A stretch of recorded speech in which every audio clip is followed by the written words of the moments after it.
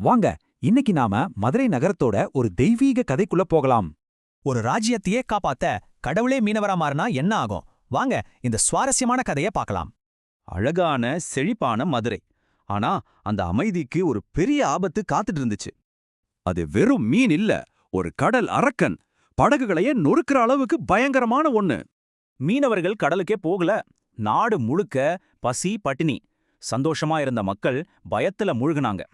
தன் மக்களோட கஷ்டத்தை பார்த்துட்டு பாண்டிய மன்னர் ஒரு பெரிய சவாலை அறிவிச்சார். எத்தனையோ மாவீரர்கள் முயற்சி செஞ்சாங்க, ஆனா அந்த அரக்கன் முன்னாடி யாருமே ஜெயிக்க முடியல.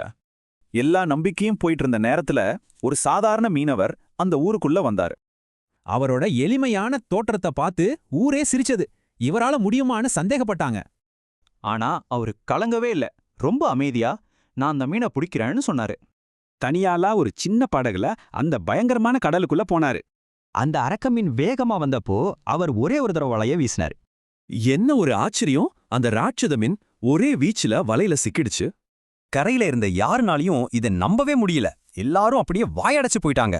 சொன்ன வார்த்தைப்படி மன்னர் தம் மகள அந்த மீனவருக்கு கல்யாணம் செஞ்சு வச்சாரு. ஊரே கொண்டாட்டமா இருந்துச்சு. ஆனா எல்லார் மனசுலயும் ஒரே கேள்விதான், யார் இந்த மர்மமான மீனவர்? அப்போதான் தெரிஞ்சது, அந்த மீனவர் வேற யாரும் இல்ல, மாரி வேஷத்துல வந்த சிவபெருமானே தான். உங்க கஷ்டத்தை போக்கத்தான் நான் வந்தேன் அப்படின்னு சிவன் அங்கிருந்து எல்லாருக்கும் விளக்கினார். இந்த கதை நமக்கு என்ன சொல்லுது? தெய்வம் ரொம்ப சாதாரண உருவத்திலையும் வரலான்னு புரிய வைக்குது. நாமளும் சில சமயம் தோற்றத்தை வச்சு சிலரை எடை போடுறோம்ல, அப்படி எத்தனை அற்புதங்களை தவற விட்டுருப்போம்.